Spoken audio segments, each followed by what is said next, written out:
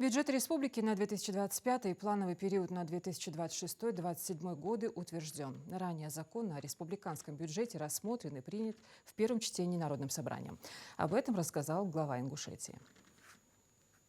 Основные параметры республиканского бюджета на 2025 год состоят из общего объема доходов более 27 миллиардов рублей и расходов на сумму около 28 миллиардов рублей. Дефицит бюджета составляет 376 миллионов 200 тысяч рублей. При этом верхний предел внутреннего госдолга к 1 января 2026 года составит 2 миллиарда 349 миллионов 300 тысяч рублей. В следующем году мы планируем продолжить реализацию тех основных целей и задач бюджетной и налоговой политики региона, которые были у нас приоритетными и в предыдущие годы. Речь идет о повышении доходной части бюджета за счет налоговых поступлений, сокращении госдолга и снижении дефицита бюджета. Уверен, постепенно эти цели будут достигнуты. Мы над этим работаем, у нас уже есть положительная динамика. Значительная часть бюджета у нас традиционно расходуется на социальную сферу. Более половины бюджета будет направлено